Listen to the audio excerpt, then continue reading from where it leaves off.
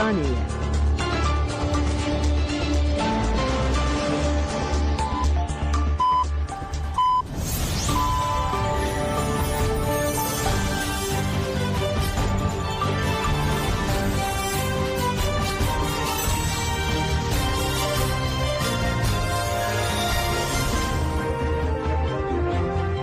شنوندگان چند رادیو دنگ کردن باش کدارین هجا ایروسی حزیران 2025 دوشنبه بریکسل ساعت 13 لامده 14 همین نوچین دنوا روزه ده پیشکش بیکن دست بیک چند سر نوچین ما جبوتی تناره برا پوه تک جسوه نه کساند چه استانبوله ایرو بیستونه همین سالوگرا شهادت خداوند زیلانه لگیرتگه ترکیه و باکور کردستان زاتک گران هیا جبرگر ماهیان آگر لخوزای دکوه دنوا مهکه ده 230,000 افغان جی ایران درکتنه اسرائیل لجیه کوچبران خز به دهان کس هاتن کشتن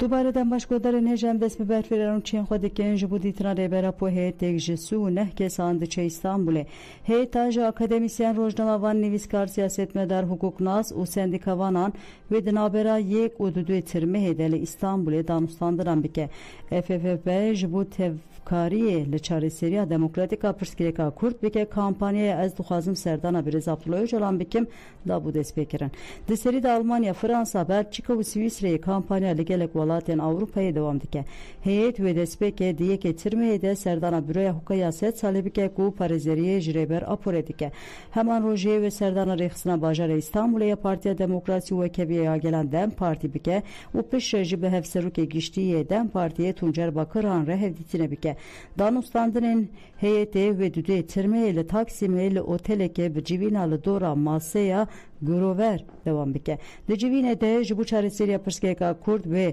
درفتن تفکاری یه ناو نتویی خورد کردن قانال سیاست دموکراتیک و پرسپکتیف چاره سریا آشتیانه بردوام بینرخاندن لداویا جبین ده جی بنا و هیئت و انجامنامه که هفپار بیوشاندن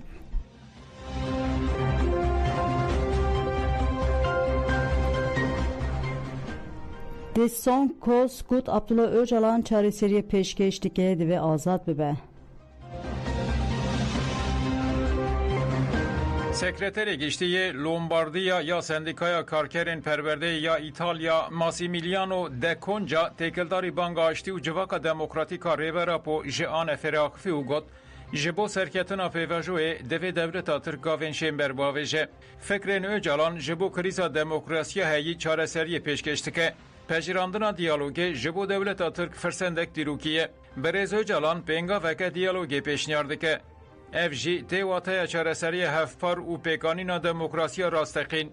Banga Öcalan ne tenê ji bo gelê Kurd ji bo hemû gelan riya çareseriyê ye. Kurd dikarin modelekê pêşkeşî welatên din bikin. De Conca destîşan kir ku serketina pêvajoyê berpirsyariyeke mezin dixwaze wiha dewam kir. Divê devleta Tirk jî biryarê bide. Yan wê berê xwe bide aliyê demokratîk yan jî wê di rejîma heyî de bimîne. Ev yek tiştekî hêsan nîne û tenê bi devleta Tirk re pêk nayê.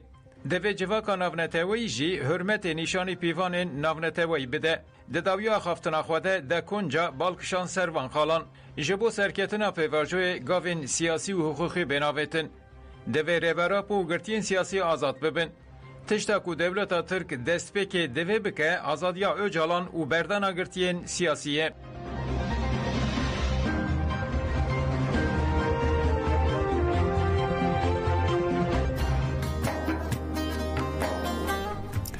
بلی گودارنجا ایروس سی حزیرانه تفگر آزادی کردستان اوروج وک روژا فدایتی راگهاندیه جبر کو بریا 29 سالان وک ایرو زینب کناجی بناسنار زیلان لدیج راگر کریا ترک چالاکه فدایی کر به وی چالاکه ناوی خواه لدیرو که نویسی سری ده جبو جنین کرد لپای خواه شوپکه مزن آتی کوشینی هشت ام پیشی بر خواه بدن کرتجیا ناوی شورشگران مزن و آرمانجا چالاکیاوی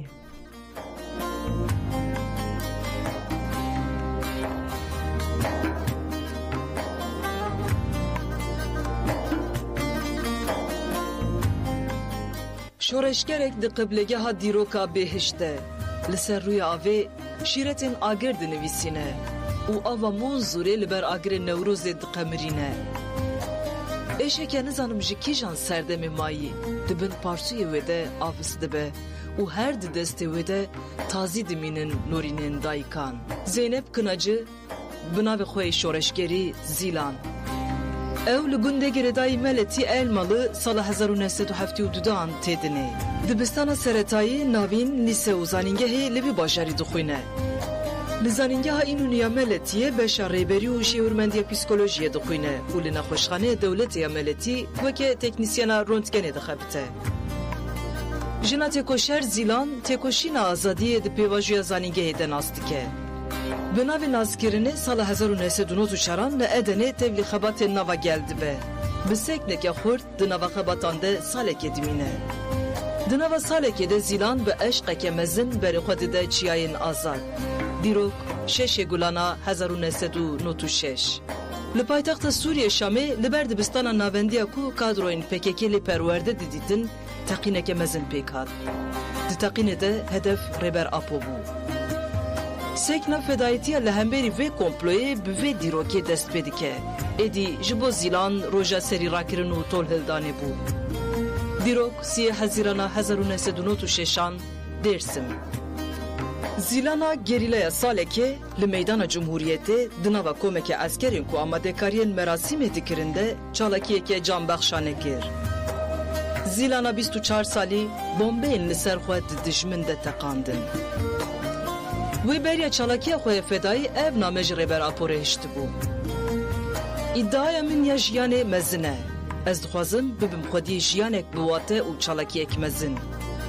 Têkoşîna me ya neteweyî ku bi pêşengiya rêber Apo tê birêvebirin, di demek nêzde ew ê bigihîje serketinê. Rêber Apo jî ji bo jina têkoşer Zîlan gotibû, ew xwedawend e ku divê em li ber wê bejna xwe bitewînin. Zîlan bi vê çalakiyê rehê hêşmendiya ku jinê dike kole hildoweşîne û ji bo jinên Kurd mîraseke azadî û rûmetê dihêle.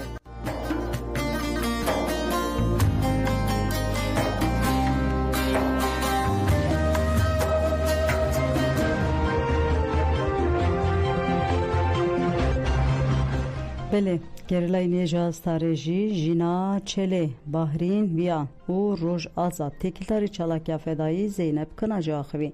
Roj Azad di heman demê de helbestek li ser Şehîd Zîlan nivîsiye guhdarî bikin.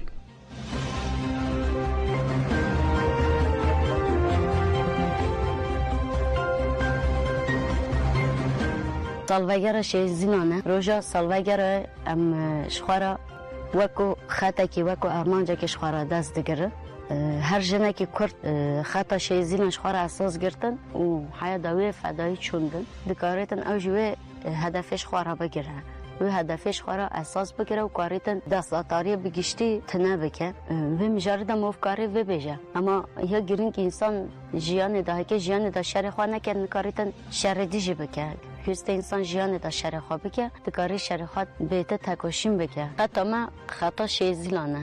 Vê xetê em de heya dawiyê bimeşînî. Em jî bi taybet wekî jinên ku li serê çiyayê em hewil didin azadiyê pêk bînin, em hewil didin ku ji bo azadiyê ji bo xeta paşkê rast bikaribin, pêşengtêkê xurt bikin, pêşengtêkê rast bikin. Em hewil didin ku kesayetê heva Zîlan beriya her tiştî ji bo bixwe bikin mînakekî ji bo xwe bikaribin, bikin sembola jiyanê bikaribin, bikin bingeha jiyanê. Yani ser vê esasê em dixwazin ku ji bo hevalê Zîlan, ji bo salvegera heva Zîlan jî her tim wisa heva Zîlan di jiyana xwe de zindî bikin. Her tim ne tenê divê rojê de heva Zîlan bibîr bînin. Heva Zîlan her tim 24 saeta di nava jiyana me de mînakeke, di nava jiyana me de roniya jiyana me ye, xeta me jiyanê ye, di her gavekî de, di her fikrandinekê de. Bu eva Zîlan helbestekî nivîse em dixwazim wisa bixwînin.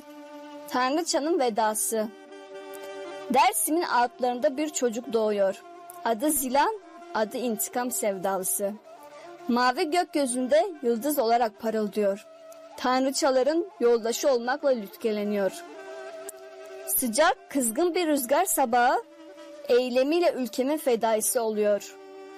Sen, kara gözlü asi gerilla, güzel gülüşlerinde neler saklıdır? Özgürce sonsuzluğa gitmeyi öğret bana. Halayına, savaşına konuk olayım. Dağların yeşilliğinde yoldaşları analım. Ta ki bir daha buluşana dek. Bu eşsiz güzelliğin tanımı ne olabilir ki? Göz bebeklerinden cesaret, kin akıyor. Ayın kanadını örüklerin süslüyor. Sensiz su susuz kalıyor.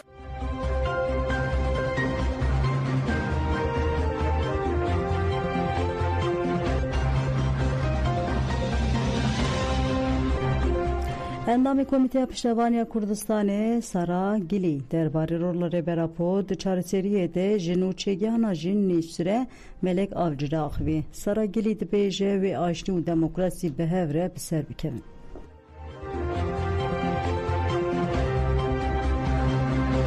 Endama Komîteya Hevgirtina Kurdistanê Sara Gileyên li ser pêvajoya aştî û civaka demokratîk radibeste û dibêje banga rêber Abdullah Öcalan ya aştiyê nenûye. Bi salan ku banga aştiyê dike lê fesihkirina PKK gavek mezin e. PKK di hişmendiya Kurdan de bi serketî û dîrokek hafızayeke kolektif ya Kurd e. Mixabin pratika devletê ne bersivek baş e. Tu bahaneyên devleta Tirk nemaye divê demildest gavên şêmber bavêje. Ev hîna deverên ku PKK lê çalake bombarduman dike. Zimanê wan hîna jî gotina bi dawî anîna terorê bikartîne. Ev jî dide xuyakirin ku devlet ji demokrasiyê dûr e. Ji ber vê yekê hîn jî gelek tişt hene ku nehatine çareserkirin. Helwesta devleta Tirkiyê min jî her kesê jî xemgîn dike. Ez dubare dikim, li Tirkiyê bêyî çareseriya pirsgirêka Kurd demokrasî ne mümkün e û ev çareserî jî bêyî demokrasiyê jî ne mümkün e. Sara Gileyên got, giring e ku vê carê pêvajoya aştiyê partiyên din yên siyasî û civaka berfereh di vê pêvajoyê de cih bigirin. Devê pêvajoya aştiyê nebe milk û armanca desilatariya AKP bi tenê. Pêdiviya hemû gelên li Tirkiyê bi aştî û demokrasî heye. Demokrasî û aştî jî yan bi hev re tên bidestxistin yan jî qet nayê bidestxistin.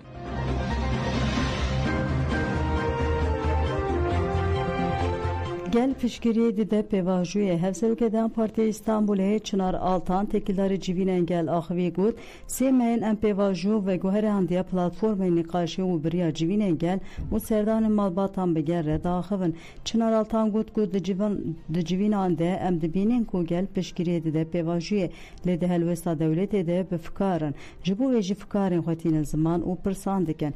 Dibêjin rêber Abdullah Öcalan pêngavek dîrokî da destpêkirin gel û PKK destek da bange le devlete hîna yek gav jî navêtiye.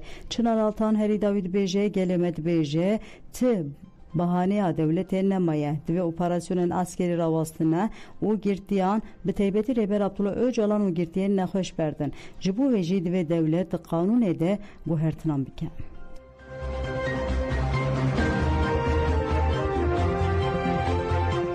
Nabe ku girtiye nexweş be mijara bazarê nûnerê rêxistinên civakî û partiyên siyasiyên li Mêrsînê bank li desthilatdariyê kirin ku çareseriyê li demê belav neke û demil dest gavan bavêje. Nûnerê îhade Çukurovayê Hakî Demirel diyar kir ku dema PKK li gorî wan biryaran berpirsiyariyê xwe bi cih tîne dewlet di avêtina gavan de dereng dimîne. Ev jî dibe sedema guman û fikaran divê dewlet civakan bide bawerkirin saziyên ku îdia dikin ku li Tirkiyeyê têkoşîna mafan dikin bikevin nava tevgerê de.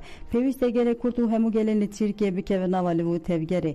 Hevserokê Partiya Akdenizê Nizar Esen jî got gel baweriya xwe bi partiya xwe bi seroketiya xwe tînin baweriya xwe bi Dem Partiyê tînin. Lê baweriya xwe dewletê nayînin. Dibînin dewlet hîna operasyonan dike. Em bank li dewletê dikin ev piştgiriyê didin têkoşîna civaka demokratîk divê dewlet demil dest gavan bavêje. Berdevka Meclisa Dayikên Aştiyê ya Mêrsînê Emine Eren jî got eger aştî nêvî welatî wê ev welat xira bibe. Pêdiviya her kesî bi aştiyê heye û divê dewlet demil dest gavên şember bavêje. Hevserokê Meyader Bahattin Bektaş got divê dewlet demil dest ji bo girtiyên nexweş gavan bavêje. Civak hêviyan dike divê qanûnê de guhertin werin kirin.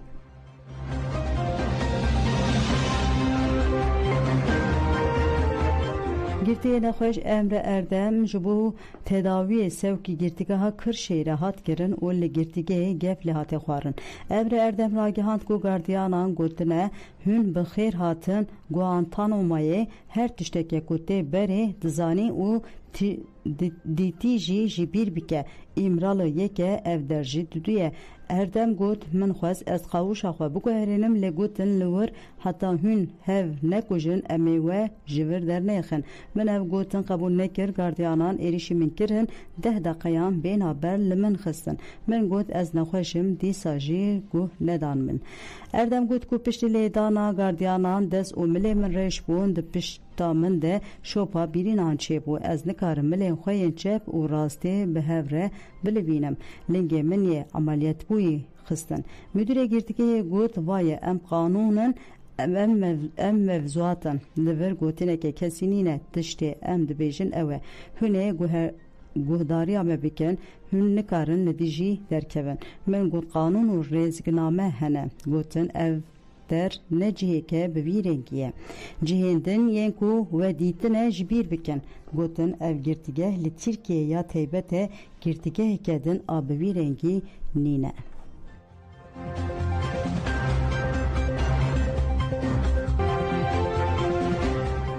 شواتن لانتالیا مرسون و عثمانیه هاتن کنترول کرن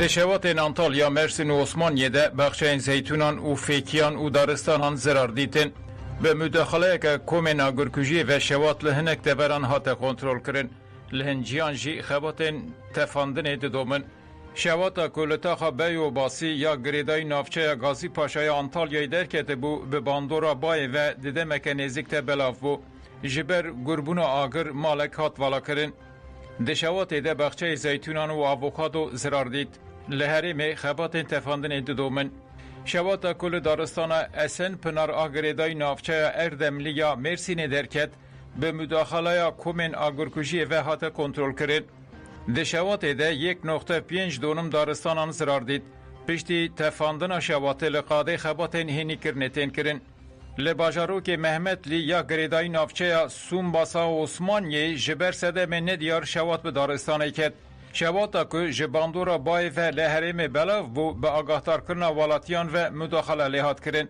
شواتا که هات کنترول کرن زرار دا 5 دونم دارستانه لیزمیری جی شوات روژا دوتیان ده دومه لطاقا دوغم بی آن نافچه سفری حسار و تاقا کویو جوک آن نافچه مندرزا ازمیری دو شواتین دارستانان دست بکرن و هینا دوام دکن پشتی دنیا رونی بو جهوای و دست بخباتین مداخله هات کرن به 4 بالافر 14 هلیکوپتر و تیمین بجایی هولت داین که شواتین لمندرس و سفری حساره بین و مراندن جبر باید تند هلیکوپتران نکاری مداخله شواتا دارستانه یا که دوه لطاقا کویو جکه دست بکری بکن گلک جین هرمی هاتن تالیه کرن هجمارا تاقین که هاتن والا کرن درکت دهان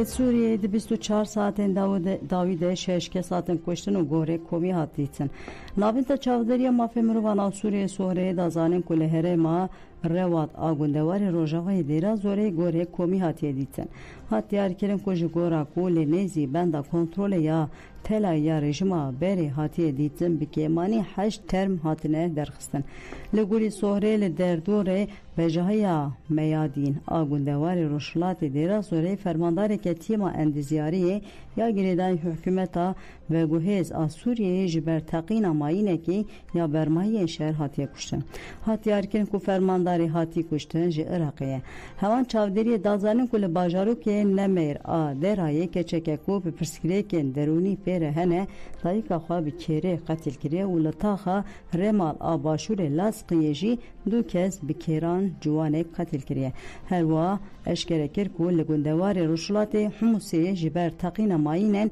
برمایی شرسی کسات نکشتن لدوارا سبخا یا تدمور جیماینه که به عربه بارکرنا خواه و تقیایه و ده انجام ده دو کس بیرندار بونه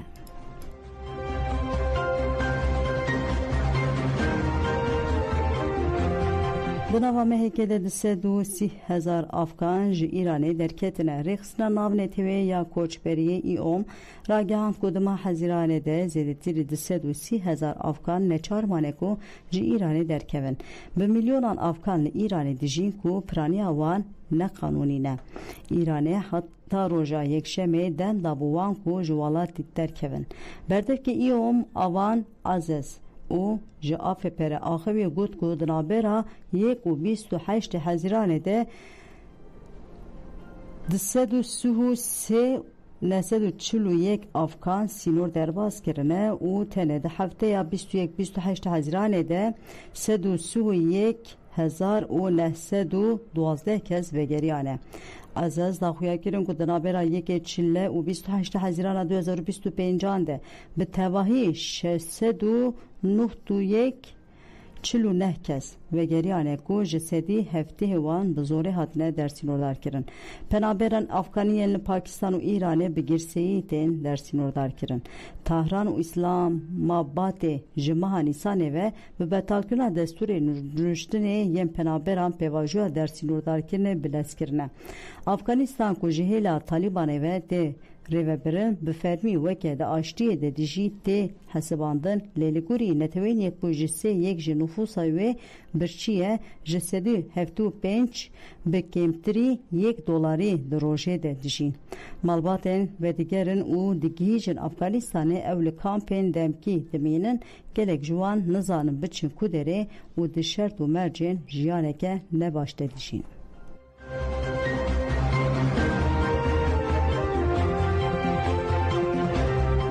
İsraîlê cihê koçberan xist bi dehan kes jiyana xwe ji dest da. Wezareta Tenduristiya Xezayê ragihand ku hêzên İsraîlê li Taxa Zeytûn a Xezayê dibistaneke bombebar kirin, di encamê de bi dehan kes hatine kuştin û birîndar kirin. Wezaretê bibîr xist ku li dibistanê hatiye bombebaran kirin, koçber lê biçin lê bi cih dibin û dazanên ku di bombebaranê de jin û zarok ji di nav de hejmarek mezin bûne qurbanî.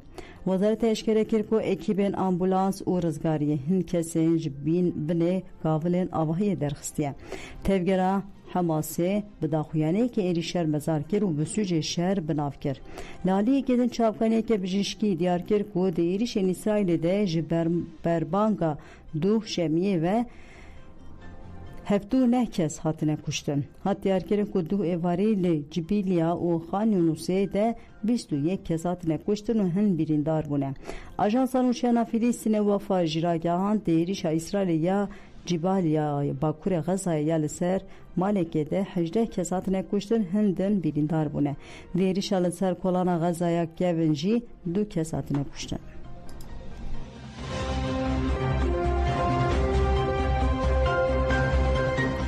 Belê godan jemen û çênî û pêşkêşkirin ana xatirê